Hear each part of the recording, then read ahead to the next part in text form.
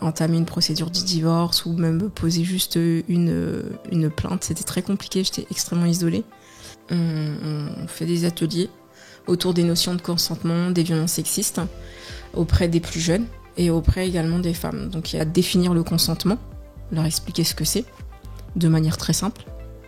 Et ensuite, en fait, on va l'illustrer avec des exemples personnels. En fait, je pense qu'elle avait besoin de parler en fait à quelqu'un qu'elle ne connaissait pas, parce qu'après, en fait, elle sait, il y a eu un gros déblocage de la parole et elle a beaucoup parlé. On est resté un long moment ensemble. Et l'intérêt en fait d'avoir une expérience personnelle, c'est que, je comprends totalement cette notion d'emprise.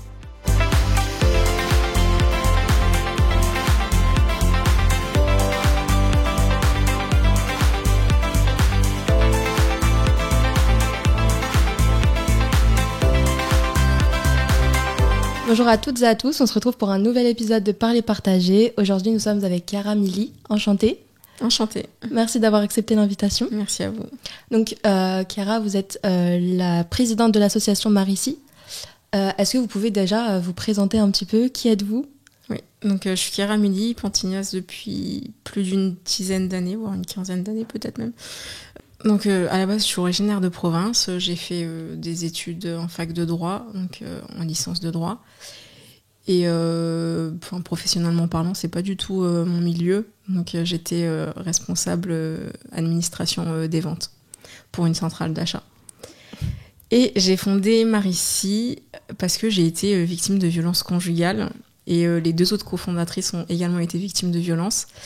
Et on s'est rendu compte, en fait, personnellement, je me suis rendu compte au moment où il a fallu faire des démarches pour pouvoir entamer une procédure de divorce ou même poser juste une plainte. C'était très compliqué, j'étais extrêmement isolée.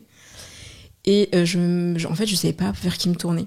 Vraiment, en termes de structure associative ou en termes de structure institutionnelle comme la mairie, le service social, je savais même pas qu'on pouvait aller voir une assistante sociale pour ça, quoi. J'en étais là.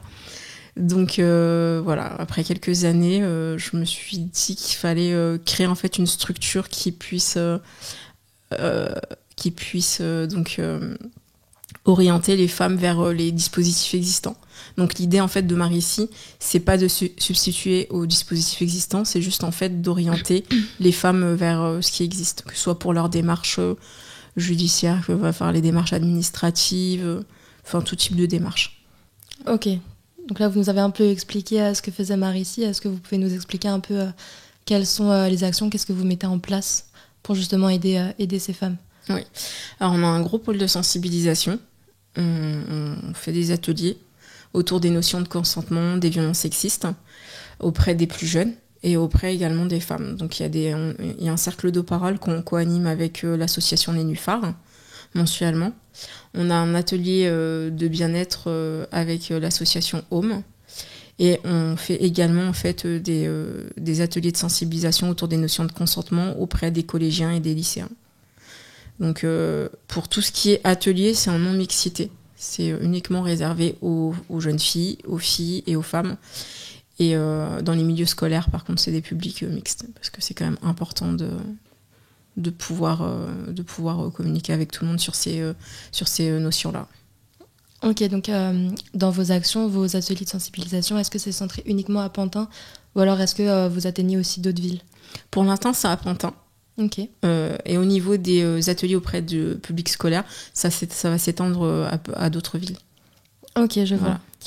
Et est-ce qu'il y a, par exemple, je sais que au collège, du coup, c'est les collégiens, mais est-ce que dans vos ateliers de sensibilisation, vous avez une limite d'âge, ou est-ce que vraiment toute femme de tout âge peut venir? Non, aucune limite d'âge.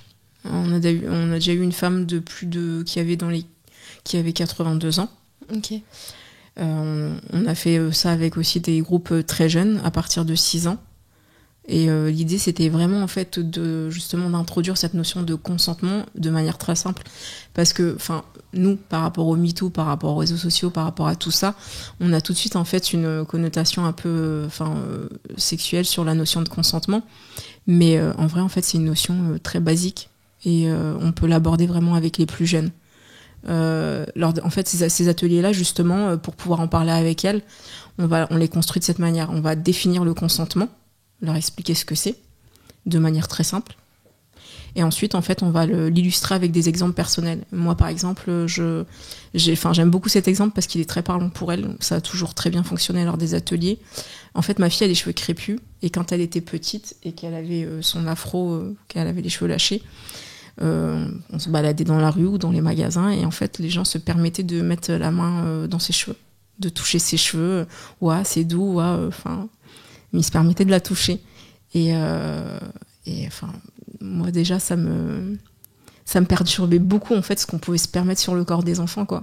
Ça interroge beaucoup sur notre société, sur ce qu'on se permet sur le corps des enfants. Et c'est un exemple très simple que je donne lors de ces ateliers-là, et ça fonctionne aussitôt. Ensuite, en fait, on va les amener à verbaliser leur propre expérience. On tourne autour d'un atelier d'écriture. Elles vont pouvoir en fait écrire leur propre expérience personnelle. Elles réfléchissent évidemment. Ouais, à quel moment mon consentement n'a pas été requis? Ah oui, elles vont l'écrire, le verbaliser. Et avec Imen, qui est comédienne et sa troupe de théâtre, elles vont récupérer en fait ces témoignages-là. Elles vont le jouer sous forme de petites scènes de théâtre. Donc elles vont le jouer comme ça s'est passé, comme ça s'est déroulé. Et ensuite, on va le rejouer un peu sous un format de théâtre un peu participatif. Voilà, quelle réponse je peux donner? Comment je peux réagir quand je me retrouve dans ce genre de situation? Et c'est vraiment le format qui, en termes de sensibilisation, qui fonctionne le mieux de tout ce qu'on a pu faire auprès de ce public jeune. Parce que je pense que c'est vraiment important. La sensibilisation auprès des plus jeunes, c'est vraiment le pôle le plus important pour nous, quoi.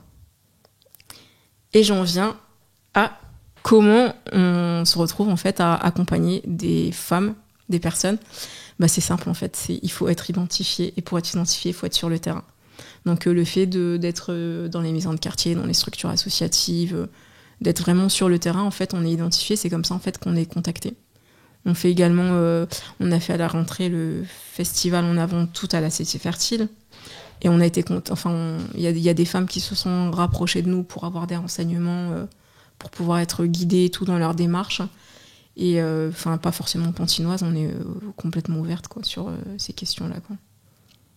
Ok, donc si jamais une personne ne vous voit pas sur le terrain ou autre, est-ce que vous avez des services d'aide, un autre moyen pour vous contacter? On est sur les réseaux sociaux. Ok, et les réseaux sociaux, ça marche plutôt bien? Ça marche plutôt bien, on est contacté via surtout Instagram et Facebook. Ok, ouais. Ok. Alors là, on a beaucoup parlé de prévention, mais concrètement, qu'est-ce qui se passe quand vous êtes sur le terrain ou pendant vos ateliers? Est-ce qu'on peut savoir un peu plus ce qui se passe concrètement quand vous êtes en contact avec ces femmes? Concrètement, ça peut être de manière très ponctuelle, parce qu'une femme a une demande très précise et très ponctuelle.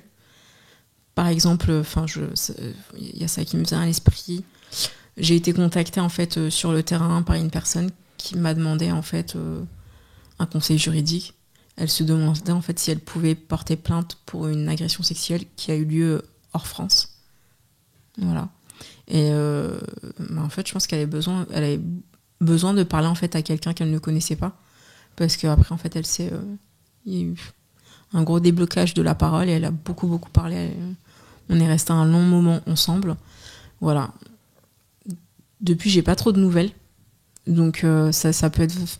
Voilà, c'est l'intérêt en fait d'être sur le terrain, c'est que d'avoir comme ça des épisodes en fait très ponctuels. Et avec les femmes qu'on va rencontrer lors des ateliers, on va pouvoir vraiment avoir un vrai suivi, quoi. Donc c'est souvent des femmes qui sont victimes de violences conjugales. Et ce qui est pas mal en fait dans le fait de les suivre, c'est que c'est des processus qui sont très longs. Il y a, pour moi, il y a deux raisons principales.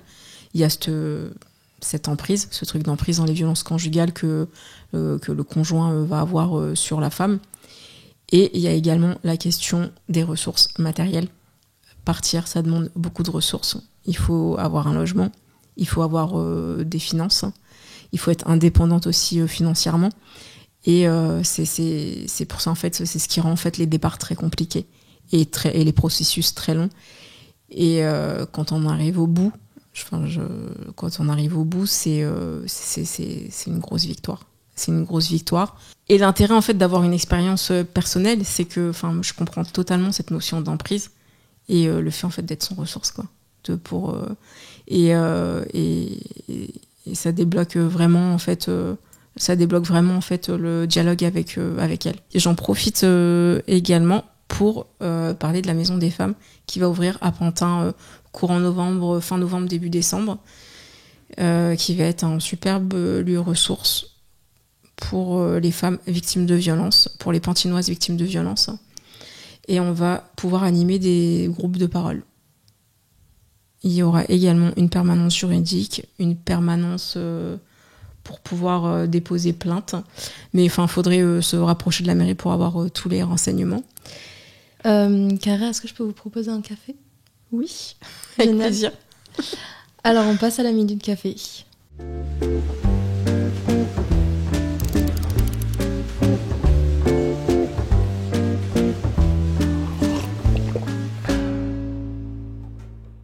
Alors, voici les cafés. Donc là, on va passer à la minute café. Donc, c'est une partie un peu plus cool où on va parler de vous et de vos goûts personnels. Okay. Donc déjà, première question, quel est votre film préféré ? Les Évadés. Ok. C'est mon film préféré de tous les temps. Non, je l'ai vu la première fois, j'étais super jeune. Et c'est le film qui m'a le plus marqué.